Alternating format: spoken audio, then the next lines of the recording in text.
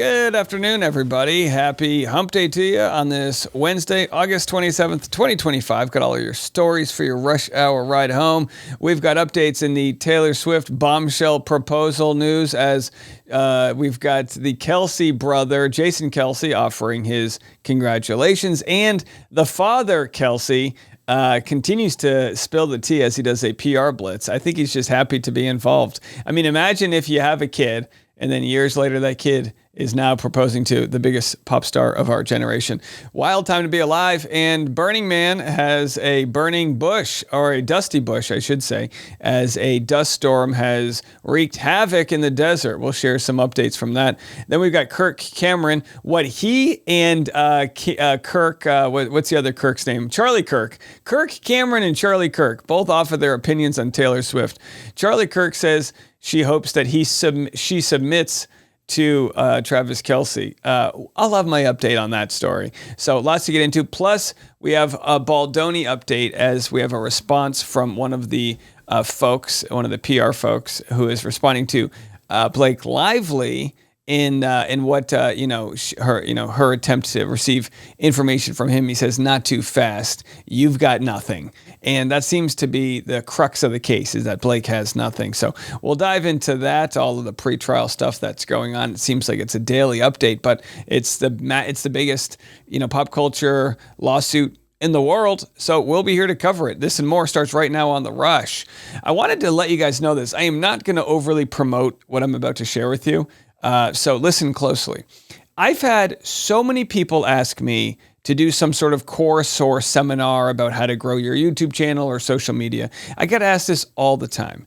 And concurrently, I've also been asked by YouTube to open up my membership program. I've hesitated because I already have Patreon memberships, which get a private behind-the-scenes live stream virtually daily. Lots of content on the Patreon.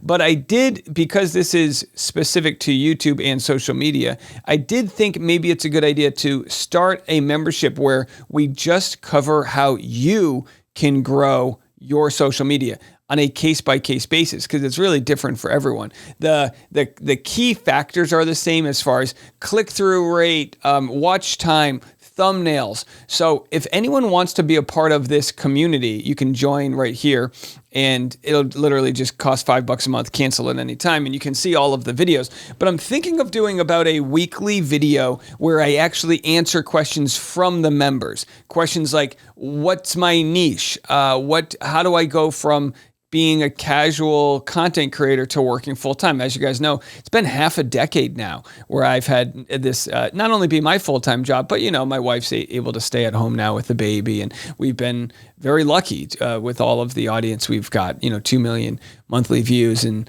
it adds up. It adds up. So anyhow, you can join that, and we're going to get started next week with that for all the members. I don't know how long I'm going to do this for, so if you want to be a part of it, don't wait. Join that now. Again, a YouTube membership. We'll have to see. Maybe I'll do 10 videos, and then I'll leave them up there for membership people, and then you can, use that for any advice. But I think I do know a lot about it. I just never wanted to sell the PDF. I never wanted to do all of that. So anyhow, let's go to Jason Kelce. Here's his special message for Travis and Taylor following their epic news. Attitude Percenters, welcome back to another episode of New Heights. Unfortunately, it probably won't be as good as the last episode of New Heights, where we set our own records, we set podcasting records, we set a Guinness Book of World Records. That's right. Thanks to the one and only Taylor Swift for hopping on and deciding to talk with two complete idiots that don't know anything about the music industry. And it was a doozy. So get ready for a much lower bar this week. But before we get to that, there is one gigantic piece of new news that just hit the waves. We did record this podcast on Monday, which was Travis's one day off. So he is not here to address this himself, but we felt necessary as a team here at New Heights to get together and send Travis and Taylor a giant congratulations for being engaged. Yeah! The proposal heard around the world. Woo! Fuck Yeah.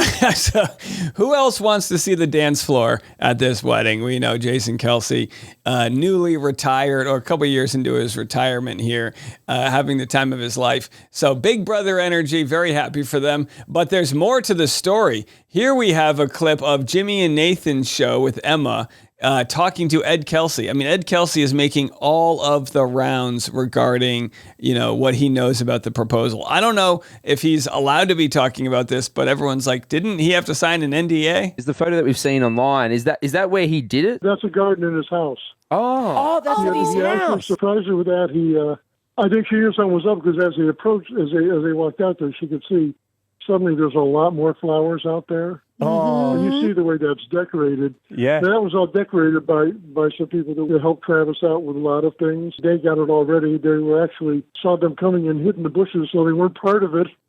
Yeah, you got to hide in the bushes. I mean, listen, I've always said this. A good proposal takes deception. You got to lie to your partner. You got to look them dead in the eyes and lie to them about what's to come. So good on them. Now, that's Jimmy and Nash show with Emma. We have another clip from that episode. We don't have the video, but have a listen to the conversation everyone wants to know. When is the wedding? Hey, Ed, how long did Travis have the ring for, do you think, before he popped the question? Oh, I don't. I think I saw it earlier in the summer, like maybe July, early July, Okay. something like that. Right, okay. Because I mean, he was ready, but looking, he had a lot going on then. This year, all through the month of June and July, he had a day off from camp, and I sent him a text. Just go ahead, get a plane, fly to wherever she is, and get this done. And he My mom essentially said the same thing. She was like, do it already. What are you waiting for? laughed it off. I said, well, hold that thought. I'll have Scott give you a call. But he said, no, he says, I'm going to get this done. It's going to be special. And I kept telling him the same thing that Scott had told him a few weeks earlier. It isn't where you do it, it's when you do it. The moment that you do it. All right, so he goes on, and then they ask him, actually, I'll play this clip, them asking about when the wedding's going to be. Makes it special. And that's not something you talk about. Does he want kids? He's spoken about his future, like what Jason and Kylie have. Does he want that as well? Yes, most definitely they both do. Yeah, wow. Hey, Ed, what about the wedding? Has there been any? I know it might be early days, but have they talked about? You're going to have to go. I'm going to keep my mouth shut on that. All right, so he knows one thing. He's not allowed to talk about the wedding. That will be, there's much lower level celebrities who have these weddings and the helicopters are circling around. There's paparazzi, hanging off of gutters. So wild times. But yeah, you can't be Taylor. He can't propose at some scenic volcano in Hawaii. No, it has to be on a closed set. And that's how you kind of get rid of all of the variables. So clearly they pay their florist a lot of money because nobody shared this rumor ahead of time. So we're going to have some updates regarding Laura Owens.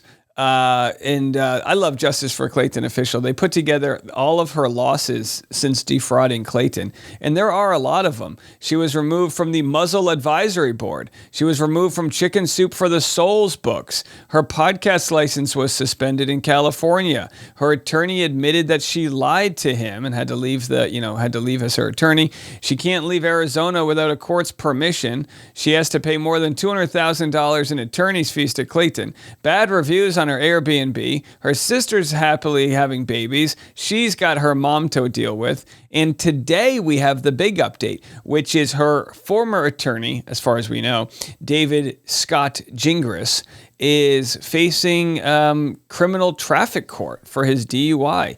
That is today. Well, it's at 2:30 p.m. Arizona time. So we'll have this update in the morning as to what happened with it.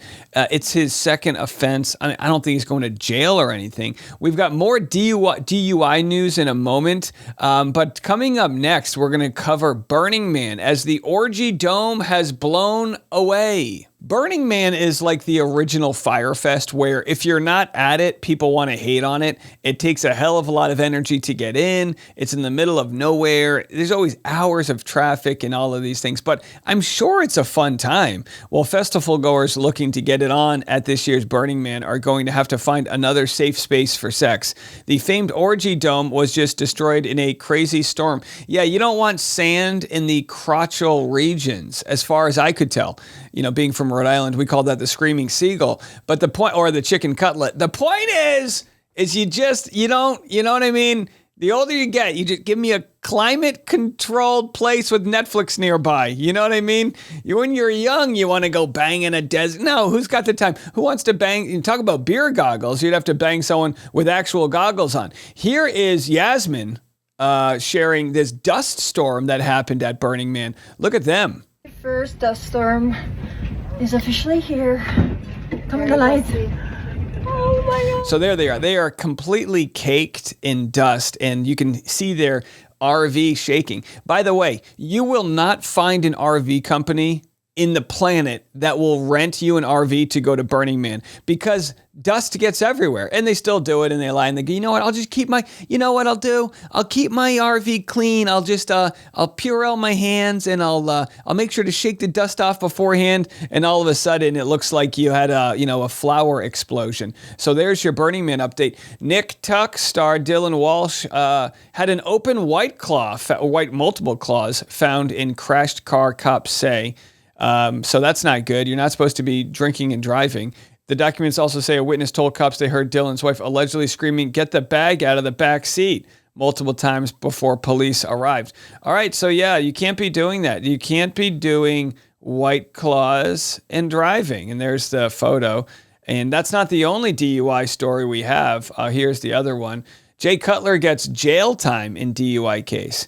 Jay Cutler, formerly dating Kristen Cavallari, which, by the way, Jeff Dye also had a DUI after dating Kristen Cavallari. I'm not blaming Kristen Cavallari. Either she chooses bad guys or she pushes them towards the bottle. I don't know which is true. So he cut a deal with prosecutors. And again, Jay Cutler, former NFL football player, he cut a deal with prosecutors. Don't they know Uber exists? You can just get a nice Uber Black. Either way, I guess he's going to have to spend 4 days in jail. My question is this. If you get 4 days in jail, do you get to watch Netflix? Because to be quite honest, if you were allowed to, and I'm not trying to make light of a DUI, I think it's terrible. You shouldn't be drinking and driving and all that jazz. But if you have to spend 4 days in jail, I mean, I would think if you're allowed to, maybe you're not, bring in just a good pack of popcorn, like a 24 pack of Diet Cokes, and also just get your streaming passwords lined up. I mean, do you know how many shows I am behind on that I could catch up on 4 days in jail? Probably 30 days, to be quite honest. After that, maybe you get a little bored. But anyhow, point is, I mean, I'm sure the seats aren't that cozy. Okay, let's just move it on. I don't mean to make light of a situation. Let's go to this Blake Lively stuff. You guys know we've been atrocious in our coverage of Blake Lively. And by atrocious, I mean daily, on top of things. Well, here we have Jed Wallace, defendant Jed Wallace in Street Relations. And this is their response in opposition to plaintiff Blake Lively's motion to compel discovery. So Blake Lively saying, I want to know more. I want the inside info. What do they have? And they're saying, we ain't got nothing. Here's what they had to say. I'll just share the introduction, just on one page. Lively's motion to compel is long on rhetoric, short on substance. Faced with the inconvenient truth that the Wallace defendants played no role in any alleged smear campaign, Lively now seeks to create discovery that simply does not exist and never has, or to otherwise engage in a fishing expedition to flesh out an empty narrative. Lively demands answers to sweeping and irrelevant discovery requests, insists that ephemeral signal messages must be somewhere, and seeks post-complaint communication squarely protected by either attorney-client privilege or the work product doctrine. Lively's motion is not a bona fide effort to obtain necessary evidence. It is an attempt to rewrite the script because the controlling facts do not support her narrative. Having already missed her chance to take the deposition that could have addressed her concerns, Lively canceled the early July deposition of Street. That was to be the first deposition in this case by agreement. Lively now turns to motion practice as a substitute for diligence. The proportionality mandates of Rule 26, the court's scheduling order, and basic notions of fairness all foreclose this tactic because the requested materials do not exist, are outside the permissible scope of discovery, or are protected by privilege. So there it is. And then they get into all the facts. But yeah, I mean, the more you see this, again, we'll see how it all plays out. But the more you just think Blake Lively's got nothing. Her team has nothing here, as far as finding a smoking gun All they have is this idea that there was an untraceable campaign, so therefore it must exist. And by not finding the campaign, they say, see, told you, there's nothing there. So wild stuff. All right, well, I've got a dedicated second part of this Taylor Swift story to give to you guys. Charlie Kirk challenges Taylor Swift to submit to Travis. This is bizarre. But I told you this morning as we covered Megyn Kelly. There's just something broken inside of certain individuals where they have to make everything a culture war, everything it's us versus them. So I've got Charlie Kirk and Kirk Cameron. Remember him from Growing Pains or Wonder Years? One of those shows.